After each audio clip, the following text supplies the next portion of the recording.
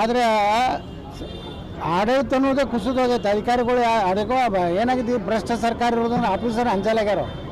ರೊಕ್ಕ ಕೊಟ್ಟೆ ಬಂದಿರ್ತಾರೆ, ರೊಕ್ಕ ಕೊಟ್ಟು ಬಂದು ಆಫೀಸರ್ಗೆ ನೀವು ಹೋಗಿ ಕೆಲಸ ಮಾಡಂದ್ರೆ ಯಾಕ್ರಿ ನಾವು ನಿಮ್ಗೆ 50 ಲಕ್ಷ ರೂಪಾಯಿ ಕೊಟ್ಟು ಬಂದೀವಿ, ನಾ ಹಂಗೆ ಟೆಂಡರ್ ನಡೆದಂಗೆ ನಡೆದವ್ರು ಅಧಿಕಾರಿಗಳು.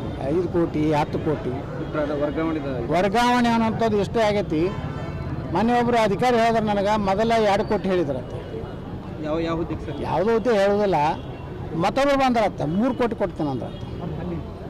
ಈಗ 3 ಕೋಟಿ ಕೊಡ್ತೇನೆ, ಅದು ಎಲ್ಲಿಗೆ ಬಂದಿತ್ತ? 5 ಕೋಟಿಗೆ ಬಂದಿತ್ತ. ಈ ವ್ಯವಹಾರ ಇವತ್ತು ನಡೆದತ್ತೆ. ಡಿ ಕೆ ಶಿವಕುಮಾರ್ 70 ಶಾಸಕರಿಗೆ 55 ಪಟ್ಟ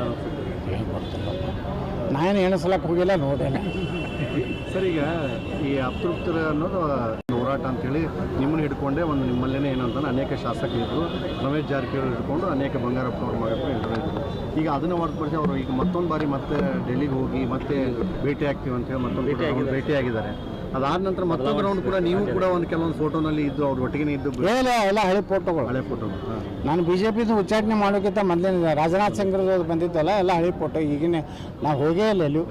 ಇದೇ ಬಿಜಾಪುರ್ನಾಗ ಹೇಳಕತ್ತೀನಲ್ರಿ. ಡಿಸ್ಕಷನ್ ಏನಾಗಿದೆ ಸರ್? ಏನೋ ಮತ್ತೆ ವಿಜೇಂದ್ರ ಅವ್ರು ತೆಗೆಯುವಂಥ ಇದೇನೋ ಅಥವಾ ಏನೋ ಅವ್ರೇ ಮುಂದುವರಿಸ್ತಾರಂತ ಏನು ನೋಡ್ಬೇಕಾರ ಅವರು ಏನೇನು ಮಾತಾಡಿದ್ರೆ ನಾನು ಪೂರ್ಣ ಇನ್ನೂ ಅವ್ರು ಯಾರೂ ಸಿಕ್ಕಿಲ್ಲ, ಇನ್ನೂ ಇಲ್ಲ. ಆದರೆ ಭಾಳ ಪಾಸಿಟಿವ್ ಇದೆ ಅಂತ ಇಟ್ಟೆ ಹೇಳ್ಯಾರ.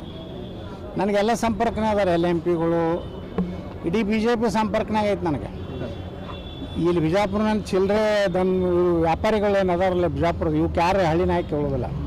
ಇವರೇನೋ 8 ಎಮ್ಮೆಲೆ ತರ್ತಾರ್ತ, ನಂದನವನ ಮಾಡ್ತಾರ್ತ. ಇವತ್ತನ್ನ ಯಾರೂ ಫಾಲ್ತು ಕೇಳೋದಿಲ್ಲ. ಇವು ಫಾಲ್ತುಗಳು ಸುಮ್ಮ ಒದರ್ತಿರ್ತಾವೆ. ನೀವು ಭಾಳ ಮಹತ್ವ ಕೊಡಬೇಡ್ರಿ. BJP ಕಟ್ಟದವ್ರು ನಾನು ಕಟ್ಟಕೊಂಡೆ. ಇವು ಯಾವ ಫಾಲ್ತುಗಳು ನಿನ್ನೆ ಮೊನ್ನೆ ಮಾತಾಡ್ಯಾರ ನಿಮ್ಮ ಪತ್ರಿಕಾಗೋಷ್ಠಿ ಅಲ್ಲ, ಯಾವೂ ಇಲ್ಲ. ಇವ್ರು BJP ಕಟ್ಟದವ್ರು ಅವ್ರು ಯಾರೋ ಸ್ಟೇಜ್ ಮೇಲೆ ಗೊತ್ತಿದ್ರಲ್ಲ, ಅವು ಯಾವ ಫಾಲ್ತು ಅವು ಹಿಂಗೆ ಒದರ್ಕೋತ ಹೋಗ್ತಾವೆ. ಮುಂದೆ BJP ನಮ್ಮ ಕೈಗೆ ಸಿಗ್ತದೆ. ಇವಕ್ಕೆ ಯಾಕೋ ಟಿಕೆಟ್ ಕೊಡೋದಿಲ್ಲ. ಮೊನ್ನೆ ಸ್ಟೇಜ್ ಮೇಲೆ ಇದ್ದಲ್ಲ, ಒಂದಕ್ಕೂ ಸಿಗೋದಿಲ್ಲ. ಸರ್, ನೀವೇನಾದ್ರು ವಾಪಸ್ BJP ಬಂದರೆ ಸರ್, ಏನು ಅತೃಪ್ತರಾಗಿ ಅವರೆಲ್ಲ ಹೋಗಿದ್ದಲ್ಲ, ಅವ್ರು ಇರ್ತಾರೋ ಅಂತ ಪಾಪ ಕಟ್ಟು ನೋಡಿ ಸಿಟ್ಟಿಂಗ್ MLA ಅದಾರ. ಅದು ಯಾವುದೇ ಮುಗಿದ ಮ್ಯಾಗ ನೋಡೋಣತ್ತ ಕಟ್ಟಿಕೊಂಡು ಒಬ್ಬ ಒಳ್ಳೆ ಲೋಕಸಭಾ ಅಭ್ಯರ್ಥಿ ನಮಗೆ ಮುಂದಿನ ದಿವಸ ನಮ್ಗೆ ಒಳ್ಳೆ ಒಬ್ಬ ಲೋಕಸಭಾ ಅಭ್ಯರ್ಥಿ ಬೇಕಾಗ್ಯಾರ. ಈಗ ಬಿಜಾಪುರಕ್ಕೆ ಕೆಲಸ ಮಾಡಿರ್ಬೇಕಾಗ್ಯಾರ. ಈಗಿದ್ದು ಅದ್ರ ಬಗ್ಗೆ ನೀವು ಬರೀರಿಲ್ಲ, ನೀವು TV ಏನೂ ಬರೀದಿಲ್ಲಲ್ಲ. ಬರೀರಿ ಏನೇನು ಮಾಡ್ಯಾರ ಏನೇನು ನೀವು ಅಂದ್ರಿ, ನಾನು ಆದರೆ ಆಡಳಿತ ಅನ್ನೋದೇ ಕುಸಿದೋಗೈತೆ. ಅಧಿಕಾರಿಗಳು ಅದಕ್ಕೋ ಏನಾಗಿದೆ, ಭ್ರಷ್ಟ ಸರ್ಕಾರ ಇರೋದನ್ನ ಆಫೀಸರ್ ಅಂಜಲಾಗ್ಯಾರ. ರೊಕ್ಕ ಕೊಟ್ಟೆ ಬಂದಿರ್ತಾರೆ, ರೊಕ್ಕ ಕೊಟ್ಟು ಬಂದು ಆಫೀಸರ್ಗೆ ನೀವು ಹೋಗಿ ಕೆಲಸ ಮಾಡಂದ್ರೆ ಯಾಕ್ರಿ ನಾವು ನಿಮ್ಗೆ 50 ಲಕ್ಷ ರೂಪಾಯಿ ಕೊಟ್ಟು ಬಂದೀವಿ, ನಾ ಹಂಗೆ ಟೆಂಡರ್ ನಡೆದಂಗೆ ನಡೆದವ್ರು ಅಧಿಕಾರಿಗಳು. 5 ಕೋಟಿ 10 ಕೋಟಿ ವರ್ಗಾವಣೆ ಅನ್ನೋಂಥದ್ದು ಇಷ್ಟೇ ಆಗೈತಿ. ಮೊನ್ನೆ ಒಬ್ಬರು ಅಧಿಕಾರಿ ಹೇಳಿದ್ರೆ ನನಗೆ ಮೊದಲ 2 ಕೋಟಿ ಹೇಳಿದ್ರಂತೆ.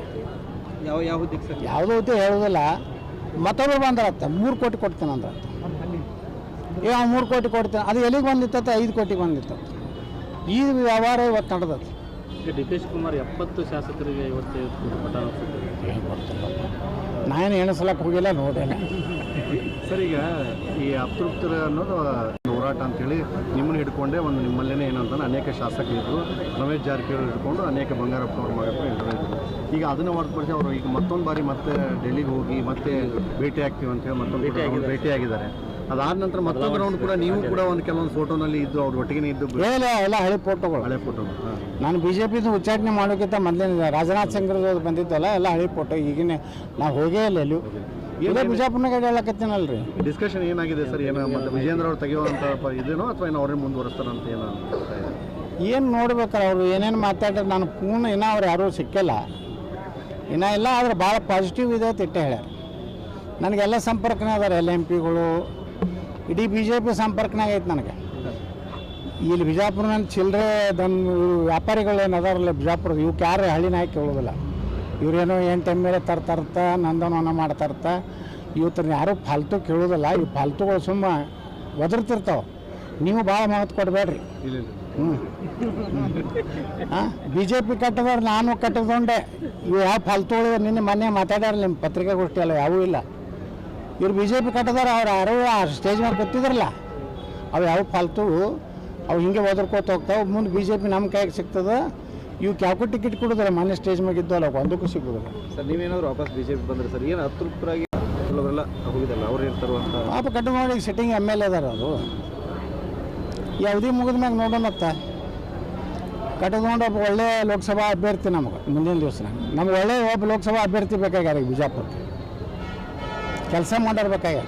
ಈಗಿದ್ದವ್ರು ಅದ್ರ ಬಗ್ಗೆ ನೀವು ಬರೀರಿಲ್ಲ, ನೀವು TV ಏನೂ ಬರೀದಿಲ್ಲಲ್ಲ, ಬರೀರಿ ಏನೇನು ಮಾಡ್ಯಾರ ಏನೇನು ಮಾಡಿಲ್ರಿ ಅದಕ್ಕೆ ಕೇಳಿದ್ರಿ ಮಾಡಿರಿ ನೀವು ಅಂದ್ರಿ ನಾನು ಚರ್ಚೆ ಆಗೋದಿಲ್ಲ. ನಿರ್ಭೀತ, ನಿಷ್ಪಕ್ಷಪಾತ, ವಿಶ್ವಾಸಾರ್ಹ ಸುದ್ದಿಗಳಿಗೆ ಮತ್ತೊಂದು ಹೆಸರಾಗಿರುವಂತ News18 ಕನ್ನಡ ಈಗ ಆಪ್ನಲ್ಲೂ ಲಭ್ಯವಿದೆ. ದಯವಿಟ್ಟು ಇಲ್ಲಿರುವಂತ QR ಕೋಡ್ ಸ್ಕ್ಯಾನ್ ಮಾಡಿಕೊಂಡು ಆಪ್ ಡೌನ್ಲೋಡ್ ಮಾಡೋದಕ್ಕೆ ಮರಿಬೇಡಿ. ನಿಮ್ಮ ಬೆಂಬಲ ಹೀಗೆ ಸದಾ ನಮ್ಮೊಂದಿಗಿರಲಿ. ಧನ್ಯವಾದ.